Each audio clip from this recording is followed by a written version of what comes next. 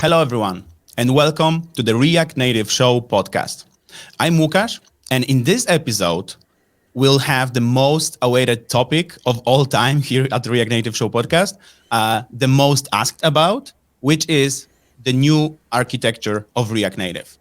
And with me today, I have a very special guest, Nicola Corti from React Native team at Meta. Hello, Nicola.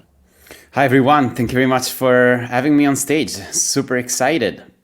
Oh, yeah, definitely. I was looking for someone who can explain the new architecture to our viewers and listeners, and there's no one better than you. You have great talks from conferences. You have great experience. So maybe we can actually start about talking about what is your role at Meta, at React Native team. Yeah, sure. So hi, everyone. My name is Nicola. I work as an Android engineer in the React Native team. And as you said, one of the projects I've been working on recently is rolling out the new architecture in the open source space. Well, as you can imagine, that's like a non-trivial task.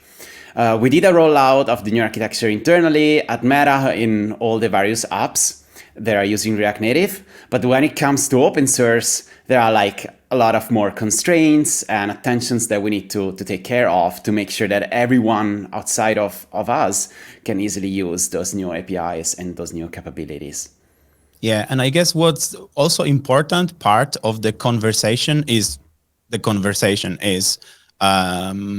engaging in this kind of talks with community so that everyone understands what is the new architecture, how can we use it, when can we use it, and all that context. I want to start with asking you a question that I ask all of my guests, which is, when was the first time you encountered React Native, and what was it for you that drove you to using it? Were you using it before joining Meta? So yeah, now I need to reveal my secret. And no, I was not using it before joining Meta. I am like, my background is doing Android development. I always, advocated for native Android development. But at the same time, I have a strong passion for infrastructure, build tools, and also open source. And so to tell a little bit of story about it, as people probably know, Meta has a process during the onboarding called the bootcamp. You can find it information online if you Google Meta bootcamp. There are plenty of blog posts about it. But basically, in the first weeks, you have the opportunity to try different teams and see the one that will fit your skill set. And I got a reach out from the React Native team. And at first, I was like, I never use this technology. I'm not sure I want to work on that, like I want to do something native. But then I realized that there was so much opportunities for me to use my skills in this space. And the thing that really the deal for me was that there was so much open source involvement. I've been doing open source since since I was 16 or so. And the opportunity to work full time on a project that is open sourced and used by, thousands, millions of developers out there, for me was just like, yeah, I want to do that. Like, I want to make this thing better, improve lives of other developers. It was just like, I felt that this was the place for me. And I have to mention that it was like also a little bit a step outside of my comfort zone, because I've been doing, as I said, I've been doing a lot of native Android, and I never really touched that much tools in the web space. But I was always like amazed by how fast the web ecosystem is evolving. Yeah. And I thought, like, yeah, let's jump on this. Let's see how we can make it better and what I can do. What I can say, I think it's a great fit that you have this deep knowledge of Android ecosystem And we need those kind of people. We need people with deep knowledge of web ecosystem, of iOS ecosystem, so that we can create great React Native ecosystem, which is React Web and native Android or iOS combined. So I think I'm really grateful that you actually chose this team so that we can have you here and we can discuss all the greatest things that you are creating with React Native at Meta. So before we jump into new architecture, maybe we can have some small discussion about React Native in context of history. So we've had React Native for 7 years now, something like that. Can you speak? I know that you are not originally from React Native, but can you speak some more to how React Native was created and how it evolved and why we need new architecture? Yeah, I can briefly talk about it. Again, this is common knowledge. You can find articles about it online. But essentially, React Native started as an initiative within one of our hackathon.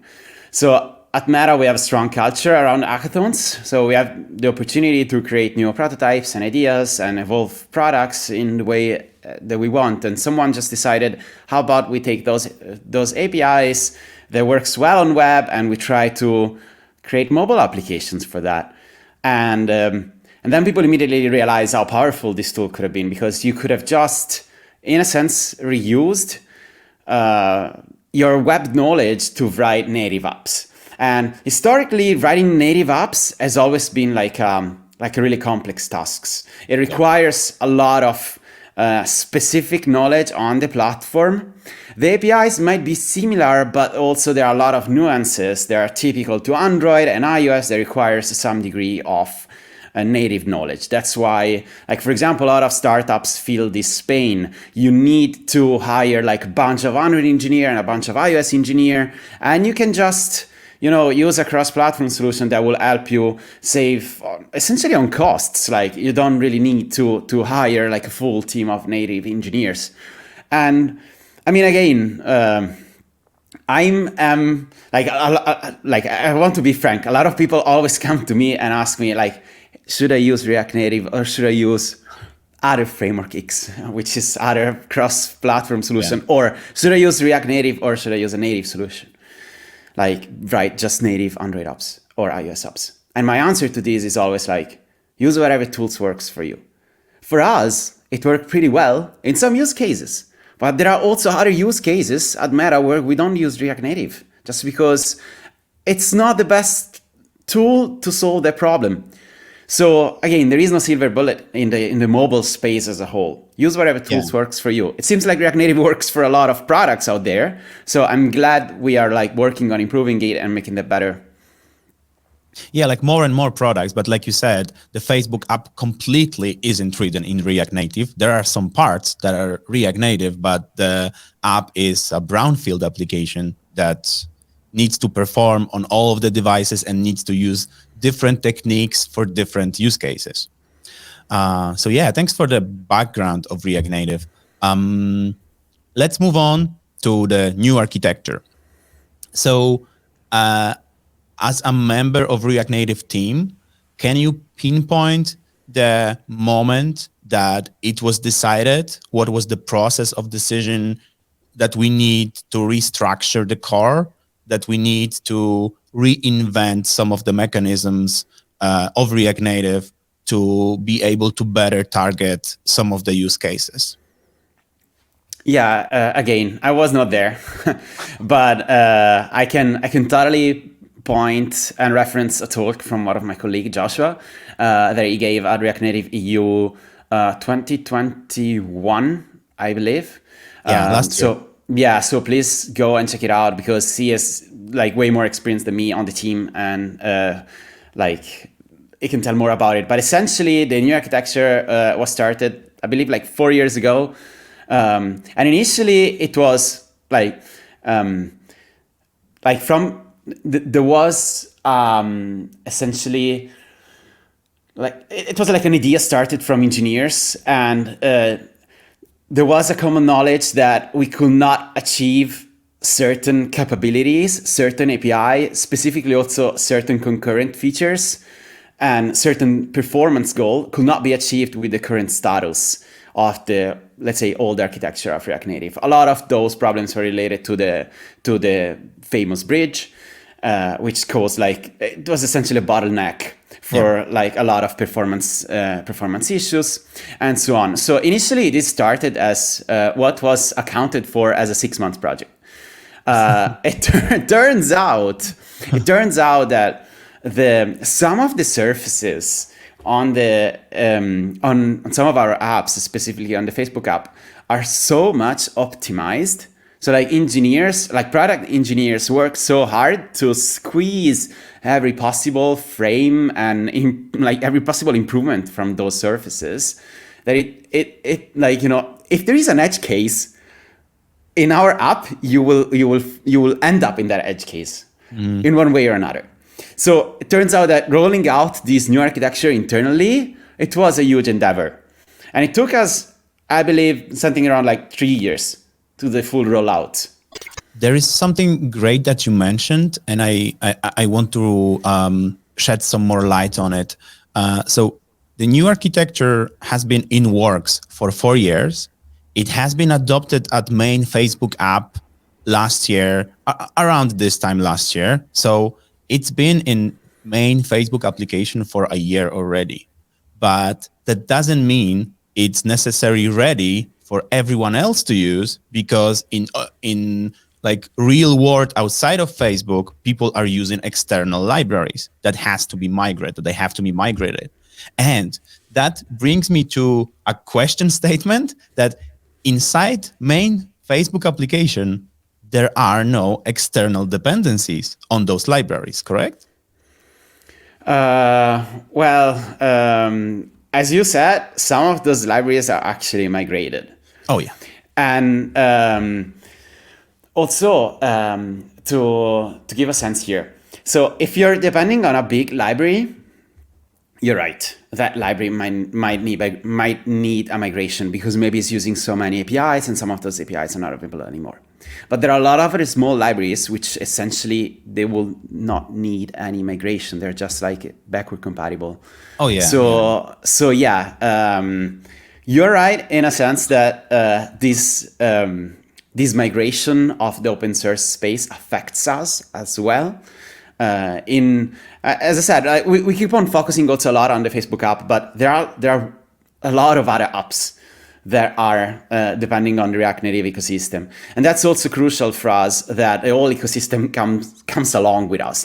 If we roll out a new API, we want to make sure that we use it internally, but also people outside are using it, because for us, keeping multiple APIs as a cost. Now we are still maintaining the old and the new architecture. And I mean, internally, we use the new architecture on a lot of surfaces and so on, but we can't just remove the files of the old architecture from the repository. People would not be able to update to the new React Native versions if they're not on the new architecture yet. Yeah. So in a sense, for us, is double maintenance, and we want to make sure that we all evolve together to those new APIs so that we can properly deprecate them and clean them up and so on. Let's move on to what is the architecture of the new architecture. So what are the main things inside it? Can you speak something to that? Yeah, totally. So little disclaimer. I don't know when this podcast will go out. We are recording is August, but I believe that by the time this podcast will be out, there will be an updated version of the documentation of the new architecture on the website. So maybe we can add a link in the description or in the show notes with that. Because as I said before, we are putting so much focus on docs, and we want to make sure they are polished and they're simple also to understand and so on. The new documentation has a section called pillars. And pillars are the components of the new architecture. And there are several. The first one is the new renderer. So the way how things are displayed on screen has been updated. And the new renderer has a code name, which is Fabric. You will find it like online on various of our docs. Then we also took a stance and updated the native module system. And the new native module system is called Turbo Modules. Again, we updated the way how you can interact with the host platform and do calls to your like specific Android and iOS APIs if you need to. On top of that, we also released a new component called the codegen. And on this, I want to do one clarification because like we keep on, getting questions about the codegen, and people tell us how great it is because it helps simplify their code and so on. So the idea behind the codegen is that when we rewrote those two parts, so the renderer and the native modules, we thought like, hey, there is a lot of boilerplate. Like, how can we find a way to generate code which is platform specific? It comes from like a specification of your API, and we can just offer the user like Java, Objective-C, C++, and so on, code which is generated from those specifications. This is the codegen. The codegen, however, is completely optional. Like it helps you because you will not have to write that code that the codegen writes for you. But it's optional in a sense. In the docs, you will find it as highly recommended. So we invite people to set it up. But for more advanced use cases, and I was talking today with some like a library that has more like a more advanced use case of the new architecture. They might just use the codegen for not all of their APIs, or they might just not use the codegen at all. Or you might use the codegen, get the output, get inspired by that output, and then actually write your code as the codegen will write that. And then, as I said before, there is a lot of buzzwords about the bridge. And so if you take a new React Native application with the new app template now, you will see that, like if you look into the internals, you will see that the bridge is actually still initialized. And that's because of backward compatibility issues. So in the future, this is not available yet in the docs, but there will be options to fully disable the bridge. So are you saying that if I create my application and I turn on this flag in Gradle, the bridge will still be there? It will still initialize? Yeah. So just to clarify, we don't have flags to turn on as of now. Like it's something that is going to be released in the future. But people have been asking us this over and over. So there will be a way to fully get rid of, like, do not initialize the bridge at all. And yeah, like there will be documentation on how to do it and so on. The problem is that you will need all of your libraries and dependencies to be fully migrated to the new architecture because they cannot start otherwise. Yeah. To summarize this section, quick overview of new architecture. We have pillars, and the pillars are Fabric, which is new UI layer, Turbo module, which is a replacement of native module. We have a codegen, and then bridgeless mode. And bridgeless mode is like actually inside Turbo module and inside Fabric somehow. Correct. Right? And actually, if you search in the code base of React Native for bridgeless, you will find like APIs. And I think people might find a way to enable that somehow. But still, we haven't been advocating this yet. We don't envision this to be a big migration as the other, like the current docs. It will just most likely be a flag or so. But before we offer yet another flag, we want to make sure that API is polished and is easy to use and is documented and so on. Talking about documentation, I actually want to highlight another point. If you go on the reactnative.dev website, on top, you will find a tab called Architecture. If you click there, we started to release deep dives on the structure of the new architecture. Specifically, there are deep dives about the renderer. So you will find instructions, not instructions, it's more like design documents on how the renderer works internally. And let me clarify, like those kind of docs were highly requested for a long time, and I think they were just like long overdue. And I'm glad that we found the time, and we just found the time to essentially polish them and add the diagrams and explain how things works internally. Because in a sense, I also have this feeling that for a long time React Native was this sort of black box. Like there were some libraries that were using the internals, doing more advanced stuff. Oh yes, we will talk about that later. But yeah, in general, like people didn't know how things worked internally.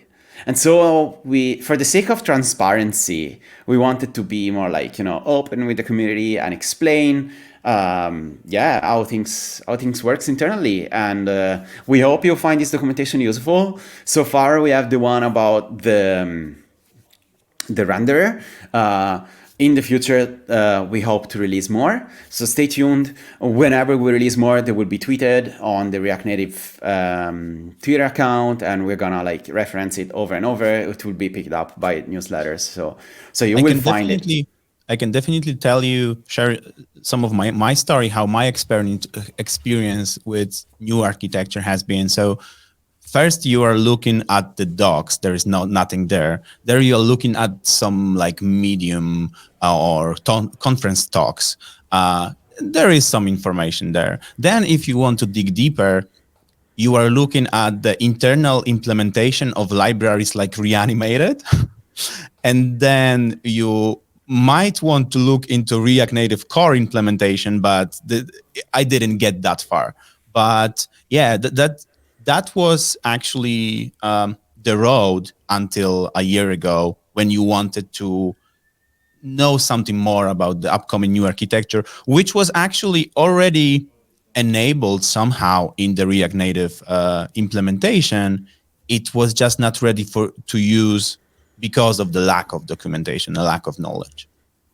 Yeah, and to follow up on that, that's basically where I picked up everything. To be frank, the new architecture was available in React Native since, I think, might be wrong, but I think it's 64 or 65.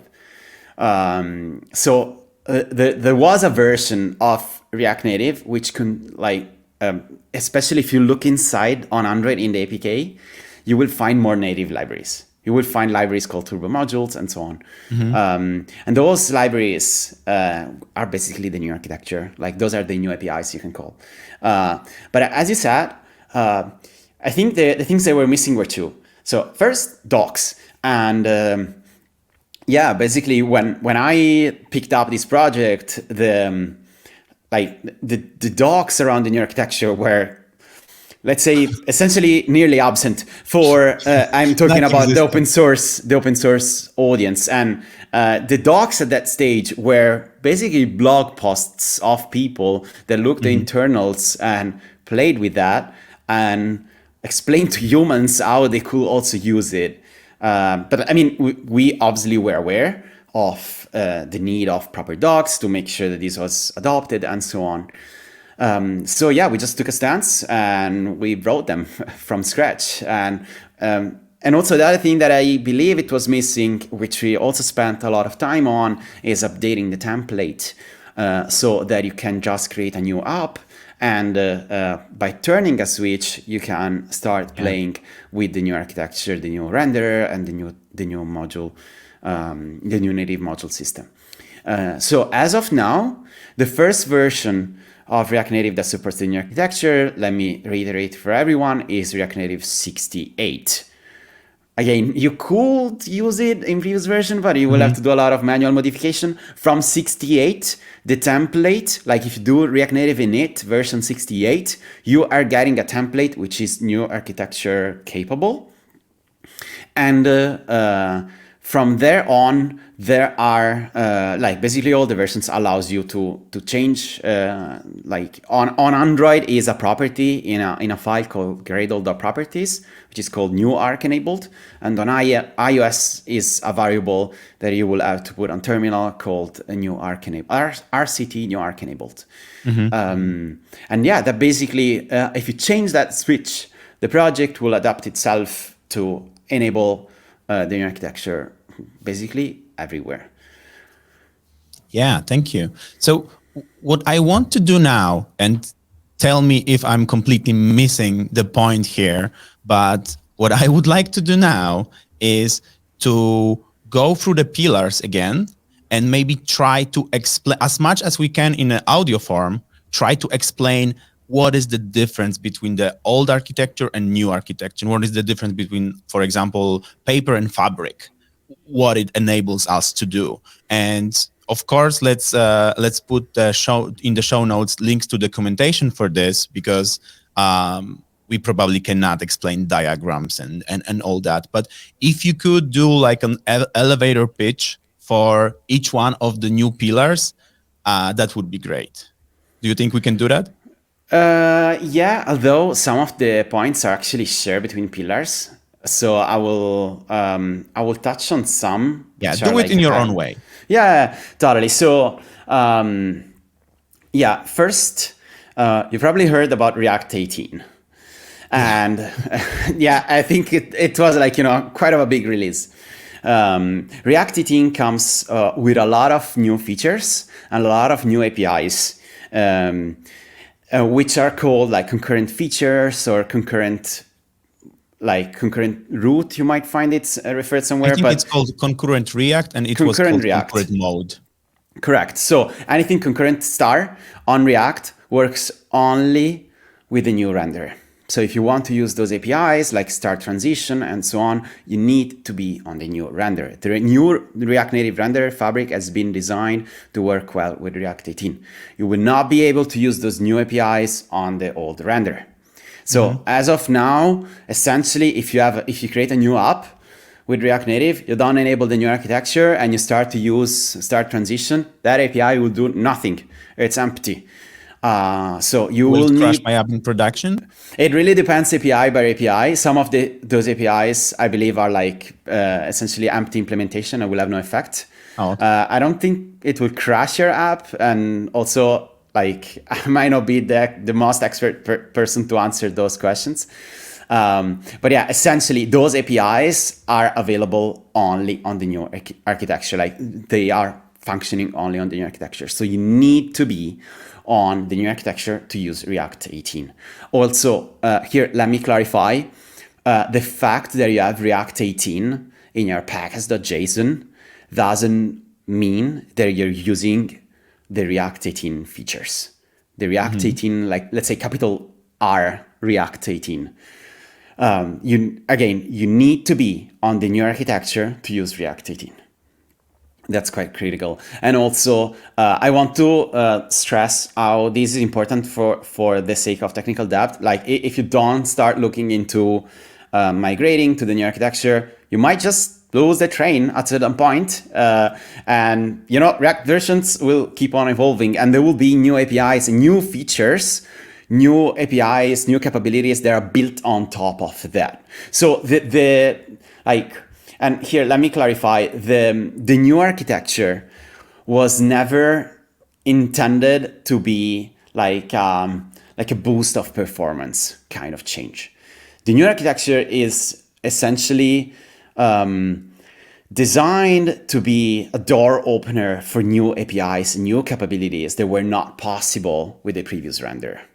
So I would say do not expect major performance improvements. There will be some performance improvements, but that's not the selling point. The selling point is that we will release new APIs and new changes in the future, which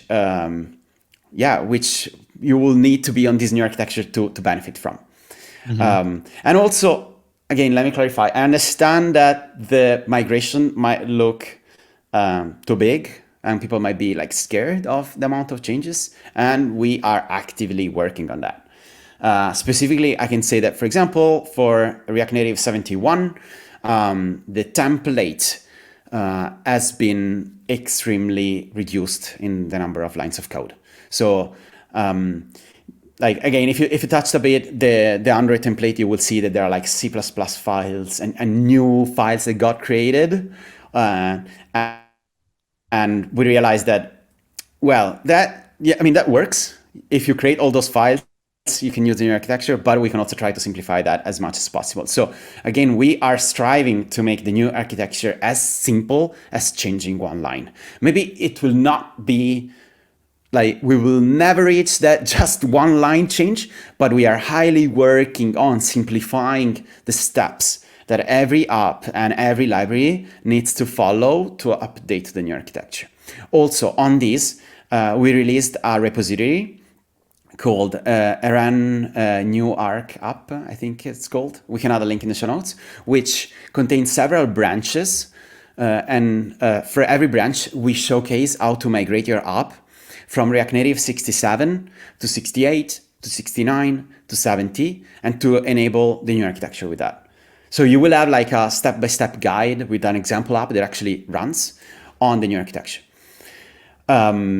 So back to the elevator pitch, which was your original question. Yeah. So another thing, like there are a couple of two things that I want to mention here. First, both the new render and the new native module system, they are underlying implemented with C++. So whenever I say C++, people are afraid and scared and they run away. I understand that. Understandable. I'm the same way. Yeah, that like I can see why. But the reason why this was this major rewrite was done with C++ is to unify the implementation of two platforms. Like historically, the Android and iOS render were not aligned. Like they were behaving differently. And there were like a lot of bugs which were coming from this misalignment of implementation. Having a single implementation allows us to handle a lot of those bugs, gives you confidence that the rendering is the same on both platforms. It opens the door for porting over this render to more platforms, like desktop and other platforms, which are we're looking into. I think what is great about what you just said is like it's taking React Native idea to next level, to like next logical level. If we have this JavaScript implementation, which is common, let's just have native implementation, which is also common. Yeah, totally. And on this, I actually want to mention the, let's say, second selling point, which, I mean, I'm strongly opinionated and passionate about. I hope later we will touch also on modern languages, because it's a topic that it's really close to me. But yeah, like one of the selling point of the new architecture is also type safety, and this is achieved through codegen. So the idea that whenever you have like multiple layers, and in this case we have three, like we have, let's say, the JavaScript layer, the platform layer, so Android and iOS, Java, Objective-C, and then you have like a native underlying C++ layer. You need to make sure things are in sync. Like if the name of a property is not the same, things will blow up badly. That's why a tool like codegen is specifically placed to help us ensure type safety on all the layers. And yeah, like again, codegen is a tool which is evolving. We are adding new APIs, we are adding new capabilities, and we're adding new languages. And here, let me briefly touch on this, because when we release the first iteration of the new architecture docs for open source, I remember like I opened this pull request on the React Native website, and the number one comment was like, we don't want to write flow specs. Yeah, like the codegen, TypeScript. Yes, everyone wanted TypeScript, and I can totally understand that. Like, but the codegen works in a way that it needs some input, which is in Flow, because we wrote this tool internally, and for us we use Flow internally. So all the specs are written in typed JavaScript, which is Flow for us. But yeah, like we totally understood that it could not work. Like like we can't ask people in a fully TypeScript code base to add a flow for one file to use the codegen. That's just like unrealistic. That's why last year we spent time also writing a module for the codegen which accepts TypeScript definition. So nowadays you can give the codegen either a TypeScript or a JavaScript flow spec. The codegen will understand both and will generate code for you. Again, as I said before, this tool is evolving. There are APIs, there are some types which we know are not fully supported, and some libraries mention like, hey, I want to use this type for my component because this is how I represent this property. I don't know, and they're not supported. But we are highly engaging with the community, and like some of those modules have been partly developed by the community, and yeah, we're excited to do this together. Well, and to question here, yeah. Can you even realistically target complete complete compatibility with like all of the crazy nested TypeScript types, generics, all that? Probably not. Probably you need to stop somewhere and just let people with extreme use cases do their own work, right? Yeah, that's it. That's exactly the thing I was saying before. Codegen is optional, so it works for the majority of the use case. And again, this was the rationale that we took when we envisioned this tool. Let's try to address the most general use case. You know, like whenever you do components, the properties you will have are, I mean, the list of types is also available on the website, and we expect you to use those types. If you don't, then you will have to write your own implementation for those views, and then you're free to do whatever you want. You can still use the new architecture. You will not use the codegen, or maybe you will use the codegen for some of your specs, but not for that specific component, which has more advanced props. So again, we are trying to make the whole thing as flexible as possible. So on one end, we have the, let's say, most encapsulated solution, which hides everything and takes all the decision for you and gives you like a set of feature, which we believe is good. And on the other end, we have the most complex and structured scenario, which allows you to use all the possible types and APIs and so on. And we're trying to, you know, be a little bit in the middle and make sure that we have a like good solution and a template that works for the majority of the use case and so on. Yeah, yeah. So do you add some more to the elevator pitch for the pillars, or do you want to move on to the topic that you want to talk about clearly, to the modern languages? I would love to talk about the modern languages. Yeah, let's do that. But yeah, like again, back on your architecture, you can find a lot of docs on our website. I will also love to stress that we have a working group called the New Architecture Working Group. You will find it on github.com/reactwg/React Native New Architecture. And there we have discussions on how the new APIs looks like, or specific use cases you might have, and so on. So join the conversation. Like, we are eager to hear your feedback. Specifically, there is also a thread that one of my colleagues, Ricardo, started recently to collect pain points on the migration. So if you try to start the migration and it doesn't work for you, and you feel like, hey, I would love to have this API, it's not available, or you deprecated this, I was relying on that, now how can I do my fancy animation or so? Please go there. Like, now is the time to raise your flags and let us know if things are not working for you and how we can change that. I think that's a great point. I think that's a great point, that now it's the time. If you have some problem, if you try to enable new architecture now and you have some problems, you have this fired up community that have same experiences as you, and you can find help more quickly, and maybe you can even push React Native new architecture in a ways that answers for your use case. If you try that in a year, maybe the API is more stable and more mature, and maybe you won't find as much eagerness to deal with your use case. Correct. So again, call to action, reach out to us. I'm personally checking the GitHub issues and all the new discussions daily. So it will definitely land on my inbox if you open a discussion there.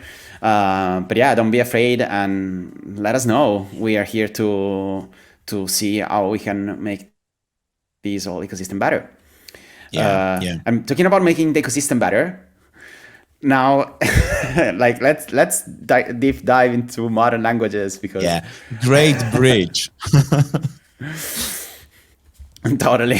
So what are let me ask the question then. So what are the modern languages in native development and how are they impacted by new architecture? Totally. So again, we can talk about languages at every layer of the stack I mentioned before. So on web, I talked about TypeScript. So the codegen TypeScript is available. And here I don't have much more to share at this stage, but I would love to mention that we are closely aware of how important is TypeScript support for React Native developers. And internally at Meta, as I said, we don't use TypeScript, but we know that people outside do. And we are striving to make sure that our tools works well in this environment. The codegen was one example, and we hope to improve the situation further. Back on the platform layer, so we do have obviously Kotlin on Android and Swift on iOS. So I am a lover of Kotlin, and I can talk hours about it. And so where do we stand? Well, first, let me, on the Kotlin side of things, the new architecture is completely orthogonal to Kotlin adoption. So you can freely use Kotlin with or without the new architecture. But there are a couple of initiatives here in this space. First, we over the last months, we spent time updating our website to be bilingual. So now if you open the website, whenever there is a Java snippet, you will find a tab with the equivalent Kotlin code.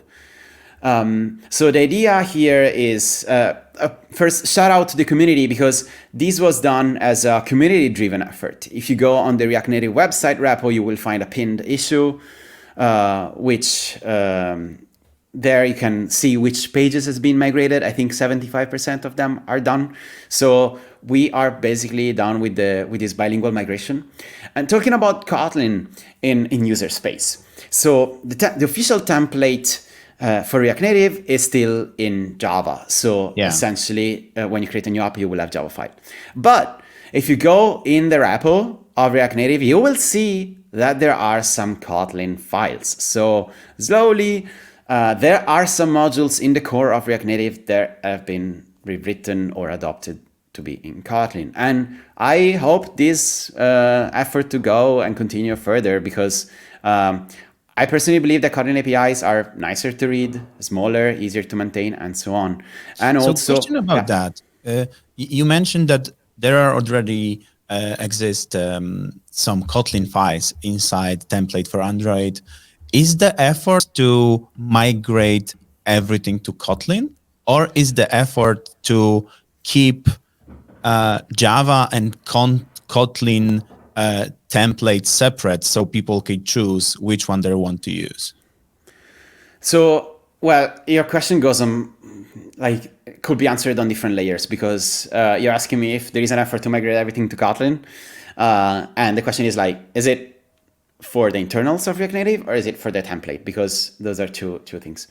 I would say that there is no specific effort, at least not in the immediate future, to migrate everything. It's not that there is people allocated to just migrate these I don't know 100 files, but that there is let's say a recommendation to consider new modules being written in Kotlin because the ecosystem is the whole mobile Android ecosystem is moving towards that direction. And also us internally, like if you decompile any of the meta app, I'm pretty sure you will find the Kotlin standard library. If it's not written by us, some of our dependencies is importing it. So Kotlin is basically, I think statistics mentioned that is like, I don't know, in the vast majority of the apps in the Play Store. So yeah, as for the template, so for the APIs we expose to user, because one thing is a module that we use internally and you don't need to touch it, so you will never interact with that. Another thing is a popular class like React application or React package and so on, which you might interact with because you want to create a new one and so on. Those, well, we're considering that. Like we might one day update them to Kotlin to make them easier to use from the Kotlin side of things, but still backward compatible with Java. That's the whole promise. That makes sense. The gradual adoption, if you are making something new, make it in Kotlin. If it works in Java, there's no point of rewriting unnecessarily if it doesn't make sense. Yeah, correct. As for iOS instead, the whole discussion is around Swift. So, well, Swift is a bit more complicated because of interoperability with C++. And Swift and Objective-C are not as interchangeable as Java and Kotlin are. And again, here, sadly, I don't have anything to share at the moment. What I can say is if you go to the new architecture working group, you will find people that manage to write new components using Swift by encapsulating some of the APIs and so on. So it's doable to some extent.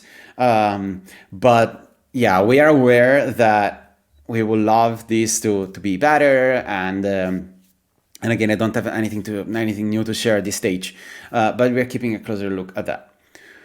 So the last new language, in a sense, which is not new, but we're adding that to the equation here is C++, as I was mentioning before. Yeah. So on that we are like recently paying a lot of attention because as with the new architecture, the codegen will generate also C++ code, and that code needs to be compiled in some form. And for example, one thing that we noticed is that user reported a lot of increase in build time, which is something that we don't want to ship to the whole ecosystem. Like if your build time increases from seconds to minutes, that's not ideal. It's really like a degradation of the developer experience. So yeah, in general, like we are closely looking at that, and there will be changes. Like this is one of the projects where we're like, spending some effort in making sure that you compile only what is needed. You don't recompile extra things. You use pre-built libraries as much as possible. In general, our gold North Star is that React Native developers don't need to know that there is C++ code to compile. C++ should be an implementation detail. If you, as a developer, are creating a library with advanced features, or you want to squeeze performance goals out of it, then you can write your native module, your turbo module in C++. And that would probably work better than any other platform implementation of that turbo module. But that is a specific use case. The user, whoever creates an app, should not need to know that there is C++ code under the hood. Should not be impacted by that. So this is actually something that most brings me to React Native. What most excites me about it, that you can treat the whole native file system as an implementation detail and write your whole application in JavaScript. And for some use cases, for most probably, you can do that and just be done with it. But if you want to do it, you can go to the platform level, and you can go to the, like you said, native level, to the C++ level, and extend your knowledge and learn all about those things on those different levels. That's amazing for me. Totally. So yeah, again, our goal is to try to encapsulate as much as possible, still, hiding implementation details, but still allow for extensibility, for advanced use cases, libraries, and so on. And And yeah, like if you ever worked with C++, you will know that is, well, extremely powerful, but maybe not as a pleasure as, web development. I don't know, like really, it's especially if you're coming from web, touching C++ might entice you away from the framework entirely. Intimidating. Yeah, totally. It's extremely powerful, but we don't want people to mess with that unless they really need. So yeah, that's the thing about C++ in the equation now. Okay, so to move on to another section that I wanted to talk about, and you already briefly touched on, but just to have this like a clear structure, can you speak something to the benefits of switching on to the new architecture of React Native? Yeah, totally.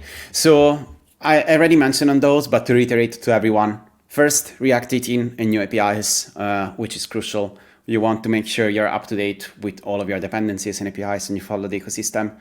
We understand we might go a bit faster than your ability to migrate, but now we are actually giving time to people to adapt and so on. So React 18.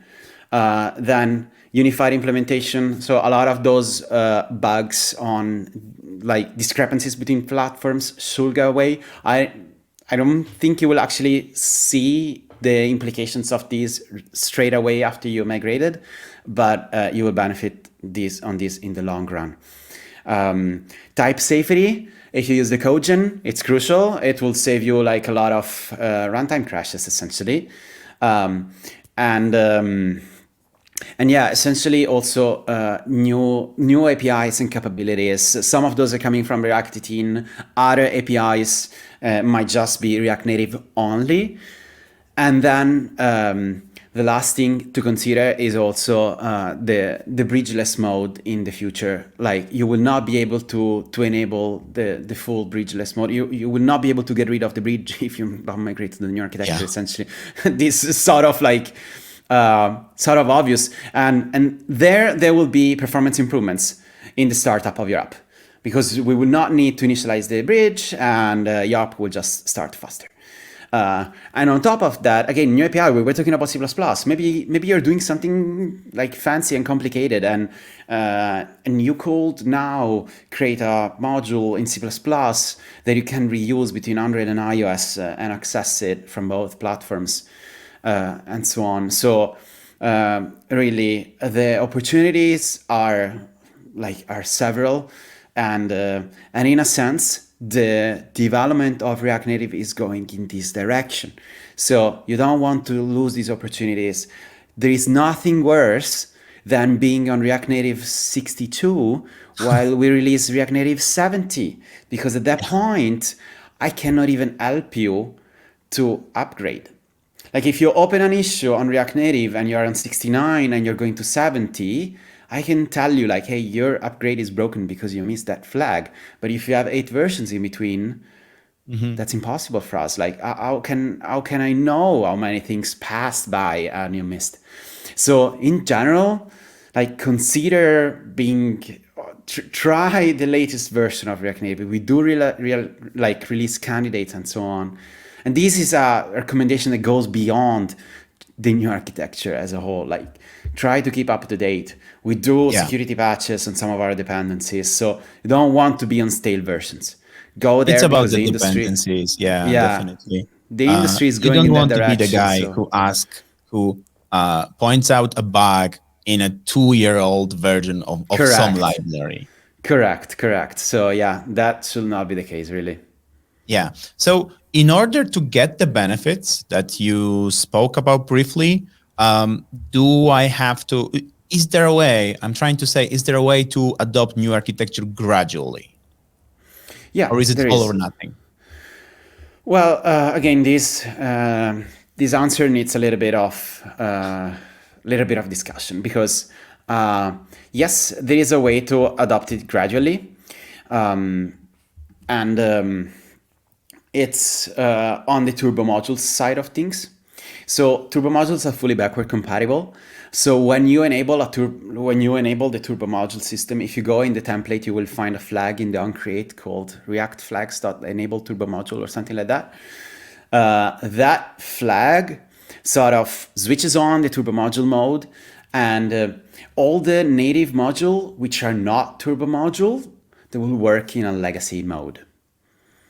And so you can just enable that and slowly migrating your modules to turbo modules.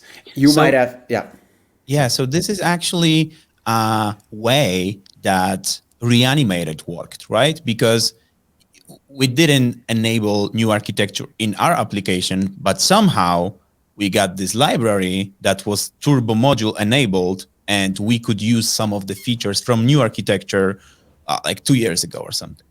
Yeah, and I don't know the internals about Reanimated and how this was used. Actually, that's super interesting.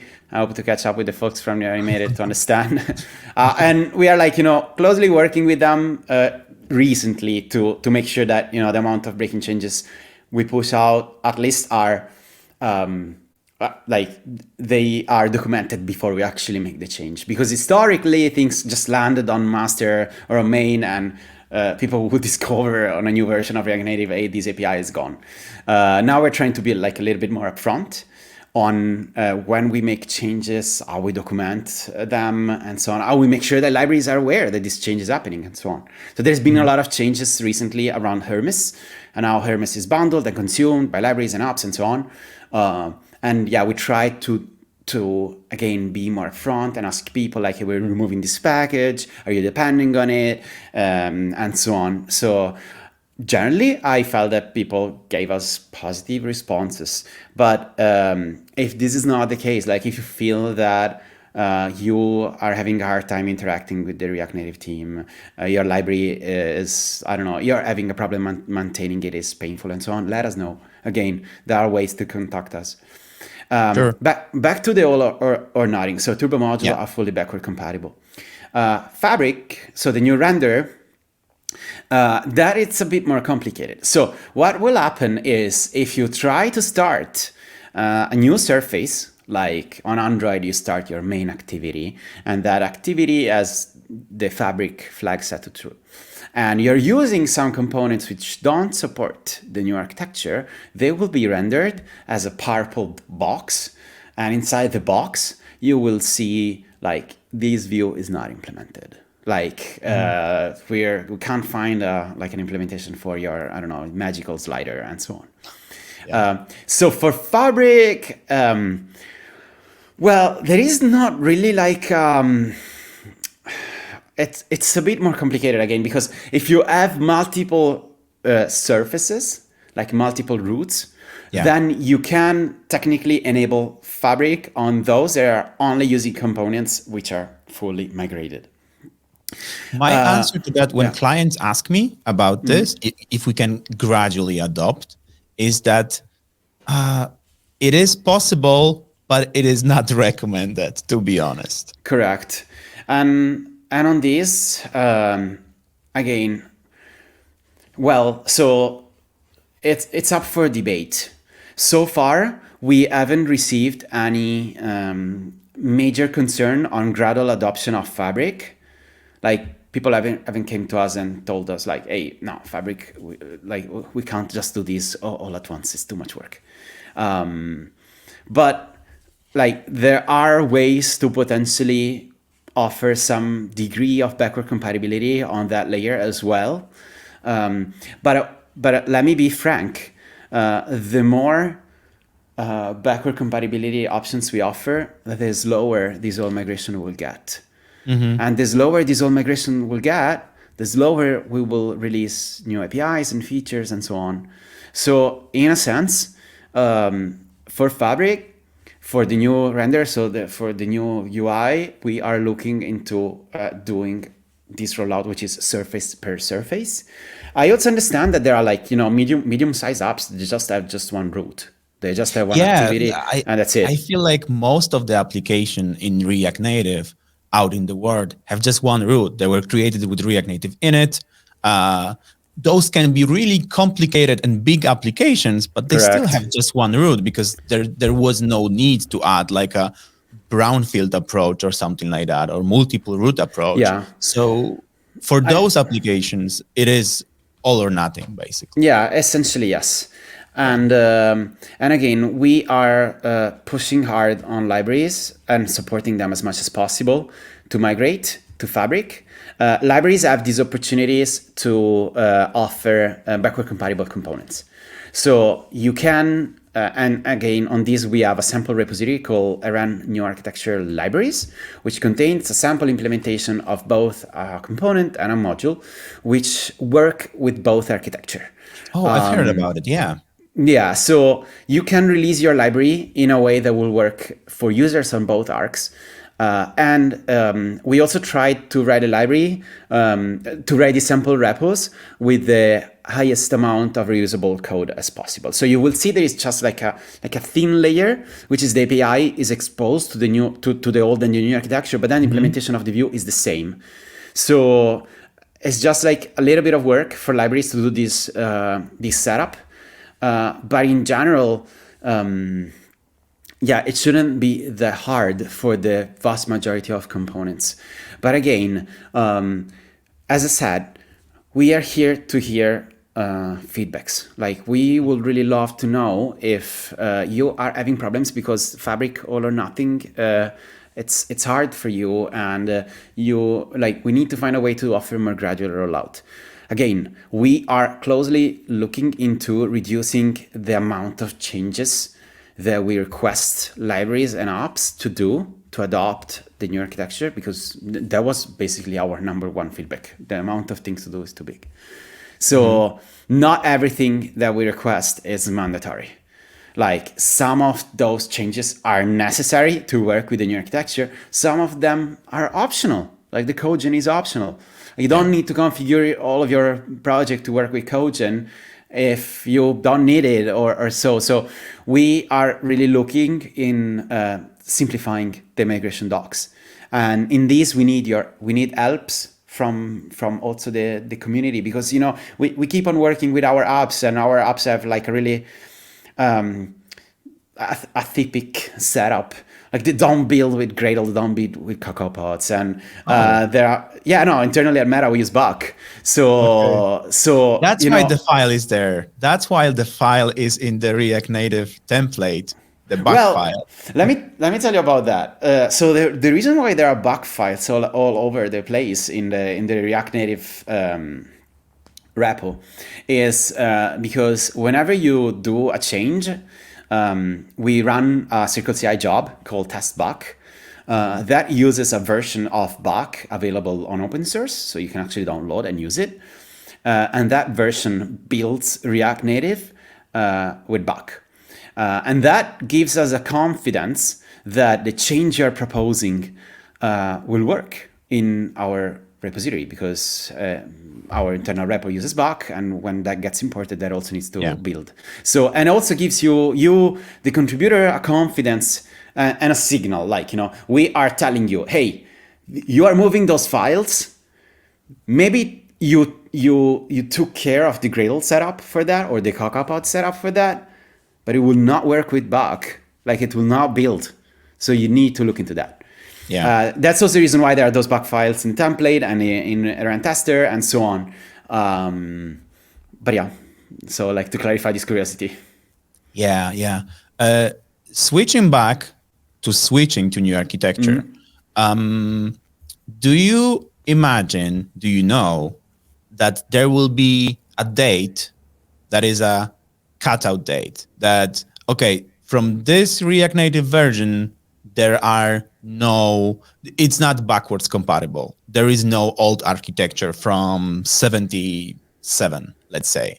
Do you know anything like that? And what will drive that decision? Yeah, well, I don't have anything to share at this stage on this.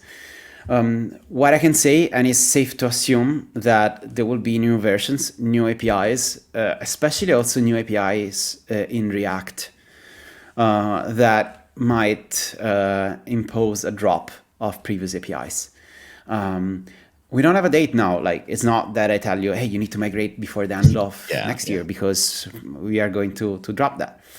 But this also doesn't mean to be too much relaxed about it, I would say, because as I was saying before, it's a lot of cost for us to maintain both architectures and so on. So and we realized that this obviously could not be like a a hard migration, from this version we remove all the previous files. Like we had to offer some degree of backward compatibility. So what I can say is, if you're thinking of when will be the best time to migrate, you should start now. It's now. Yes, it's now. And the reason why it's now, it's because now we do have resources allocated to support. Like now we are really looking at those APIs, at those migration stories, and we are adapting our our docs and our material around your feedback. This is a unique opportunity to have your voice heard and have your concern being addressed. In and you 1 can year, have influence. yeah, in 1 year and 2 years from now, this might not be the case. It might be that most of the libraries have been migrated, and maybe your super complicated project where you're using, I don't know which APIs and so on, well, we can't just, support you directly there. So again, and also it needs to be crucial. I want to stress on how, let's say, expensive it is for us to offer this kind of support, because think about how many libraries and apps are there in the open source space, like thousands. I don't know how many really, but having dedicated engineers supporting some, and answering questions and supporting and so on, adapting APIs to handle that edge case is a unique opportunity. Don't waste it. So really, spend the time to start looking into that. Voice your concern. Let us know if things are not working. And yeah, I can mention about some practical changes that we are releasing in the next versions. That is my next question. Yeah, that is actually something that I want to close off this podcast with, is your perspective and your insider knowledge about what's coming to new architecture in the near future. What is the timeline from now on to the future? Yeah. So again, I don't know when this podcast will be out exactly. I think by that time, maybe 0.70 will be released. So 0.70 brings a couple of changes, which I personally worked on, and I think they are great. And they were sort of I think one of that specifically was a necessary change. And what I'm talking about is auto-linking support for Android with new architecture libraries. So if you're familiar with auto-linking, it's a mechanism we have nowadays to essentially link platform libraries, link at the platform level, libraries that you import at the web level. So when you do yarn add a library, the platform level, so Android and iOS, Gradle and CocoaPods are they have this capability of understanding which of those libraries might contain some code that needs to be imported and linked with a Java dependency or a CocoaPod dependency. This was working for Java only. The problem wasn't Android, it was working for Java only. But as we have also C++ code now, the linking of the native library was not working. So you will have, before 0.70, you will have to go inside your android.mk file or CMake file if you had one, and basically specify the library where you want to link against. And let me tell you, I don't know how many people actually did that. There might be some projects. Actually, the thing is, there were some projects like React Native Screens, which basically built their own custom versions of auto-linking for that library only. Mm-hmm. And that's nothing that we want. It's an amazing effort to make that library compatible with new architecture early on, but we want a solution that works for every library. We can't force the library to maintain the code for their own auto-linking. So yeah, basically now, like the beauty of this is that everything will work without you knowing. So whenever there is a new library in the node modules folder, the system will understand if that is a new architecture library, and if so, will link native sources correctly. Awesome. Yeah. I remember the time when there was no auto-linking in At React, all. and you had Yeah. to go to application file and add the libraries manually. Yeah, that's a no-go. So the Yeah. ecosystem is sort of used to using this kind of mechanism, and we want to make sure this mechanism works well also for new architecture. And yeah, I mean, shout out to folks at Callstack, because this was a part of the auto-linking is in the CLI, which New has version. been which has been developed by you folks. So that was great, and thank you very much for helping us on this. Another thing that is also coming in 070, that's again related. It's sort of like similar to this. Is CMake support end to end.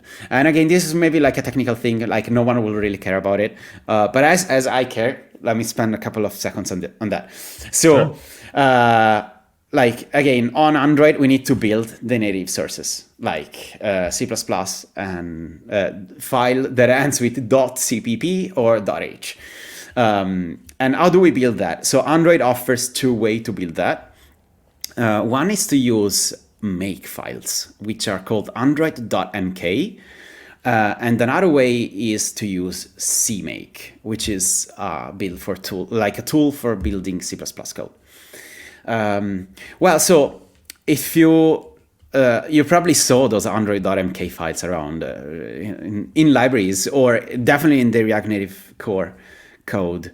So the problem with that file is that that way of building native code is really, let's say, old school. And it's, I don't want to say undocumented, but the documentation around Android.mk is really limited. And it's really specific to Android. That's a way that, like, it's the original way that Android had to build native sources.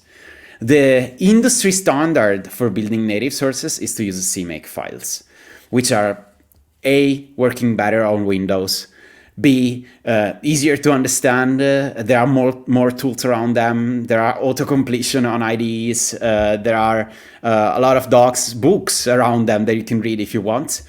And the catch around this, which I think in the end will be the benefits for a lot of people. Yeah, I think that's the main focus right now, to improve the life of developers, developer experience, like React Native in general.